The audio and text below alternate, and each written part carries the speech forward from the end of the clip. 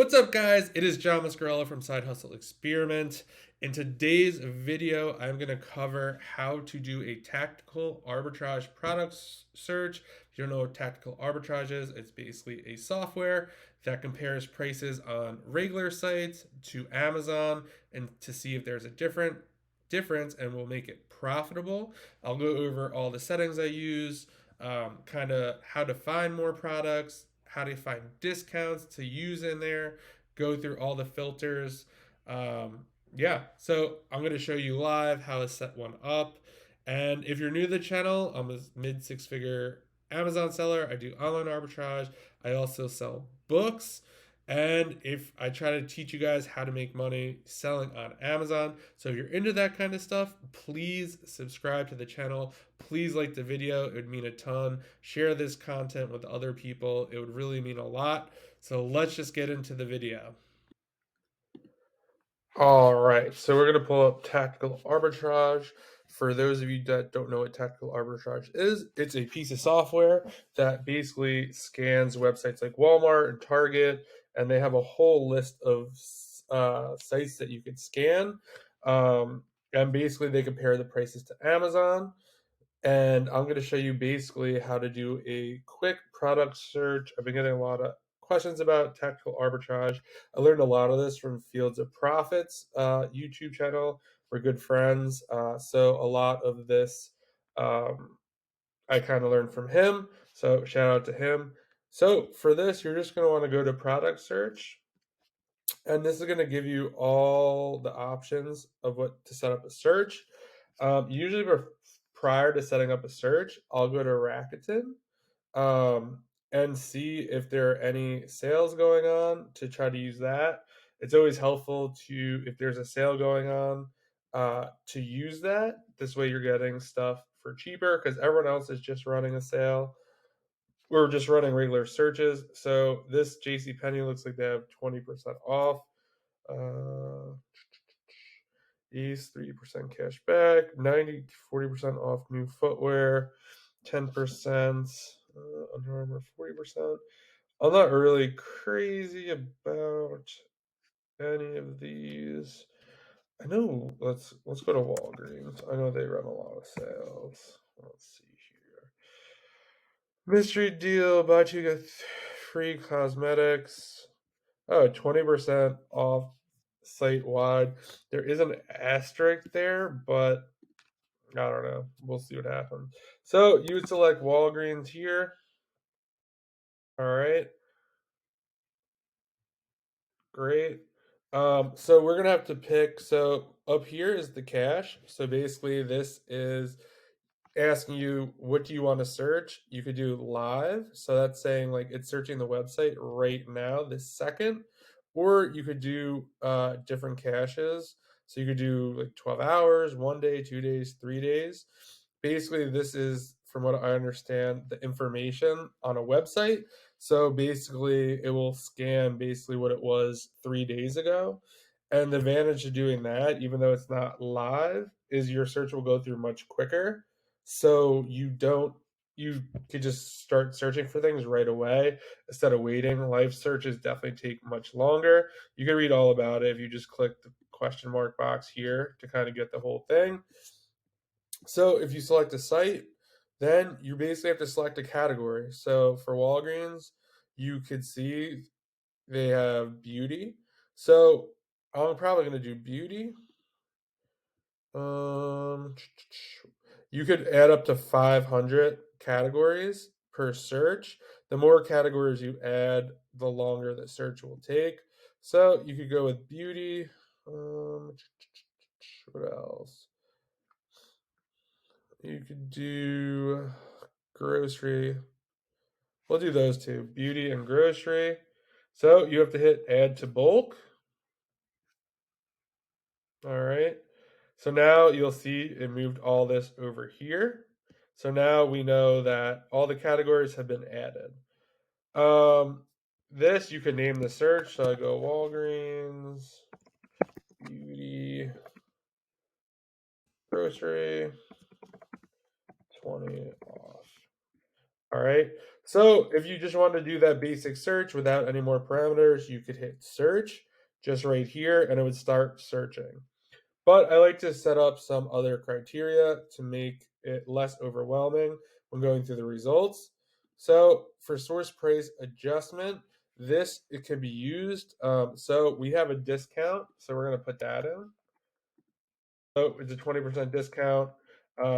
If you have state sales tax, you could enter that in here, and tactical arbitrage will also take that into consideration when running the searches. So in Pennsylvania, it's 6%. So everything tactical arbitrage scans, it's going to add 6% onto it, the actual price. Um, since I'm doing grocery, there's no sales tax on grocery. I'm going to leave that blank in Pennsylvania.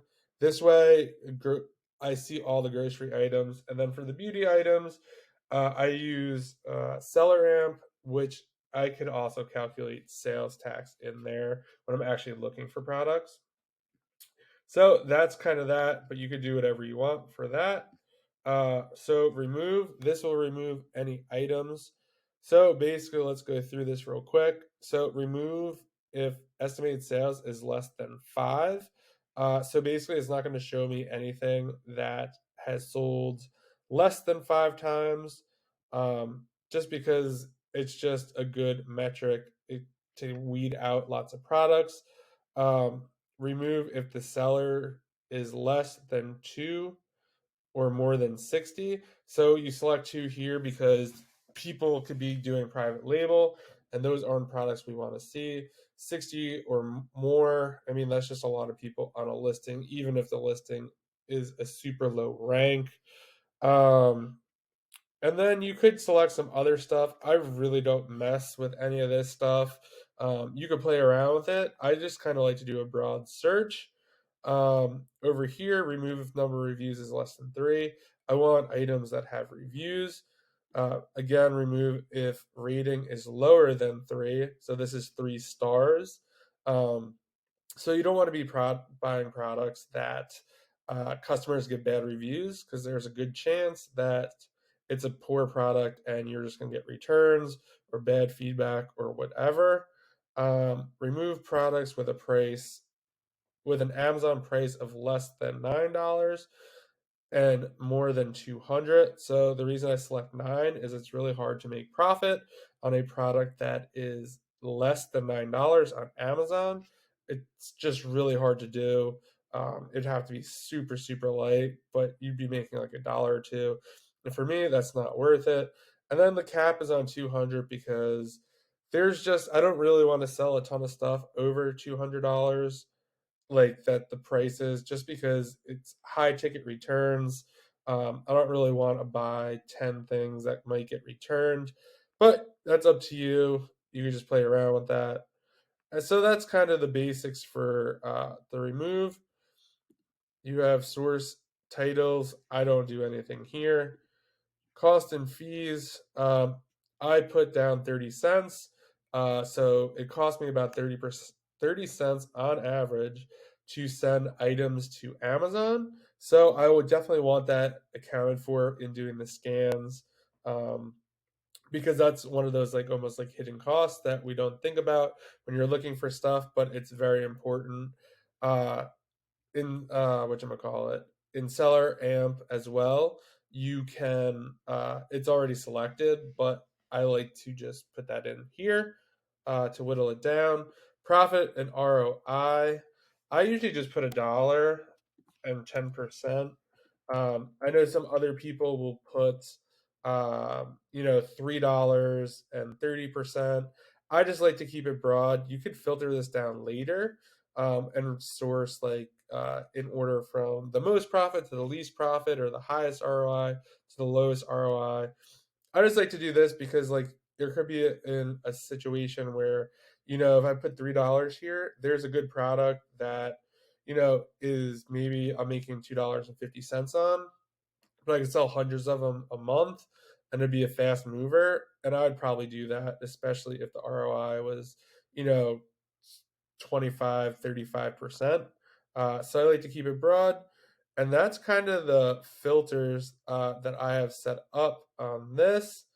Um, Forgot this. Also check UPC products for image matches. So this is going to check images and not just UPCs. So UPC is basically every product has one, and Amazon, some listings have them, some don't, but it matches the UPC. But if there's no UPC on either the Amazon listing or the actual store site, it will try to match the image, which isn't always accurate. You will get like a lot of maybe it would be like Folgers coffee box, and it will say, "Oh, it's a match," but really it's pulling. On the website, it's like a box of coffee selling for $5, and on Amazon, it's really a bundle of three. So therefore, it wouldn't be profitable if you had to buy three of them. So then, once you have all that stuff situated and settled, you're just going to hit search. You're going to want to kind of hang out here for a little bit just to make sure that it checks a couple products. This way, you know that it is set up and ready to go. It already checked 3 products here, 6, and then it will show you the products that are added over here eventually once it finds some stuff, and then that's kind of it for that.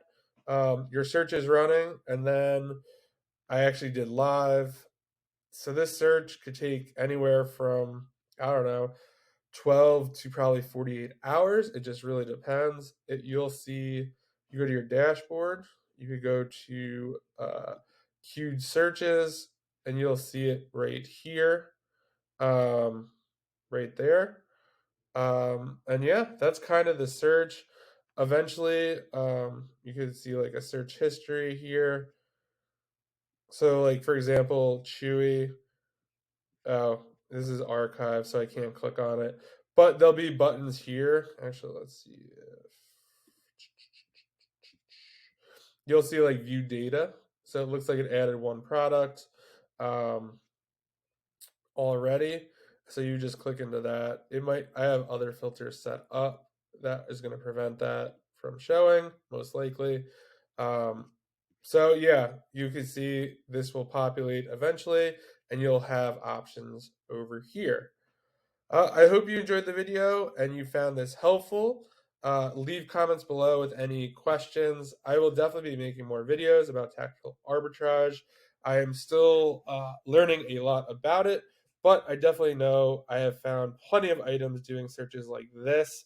And maybe I'll actually do a second video reviewing the items that are found through this search. So be on the lookout for that, and I will see you guys in the next video.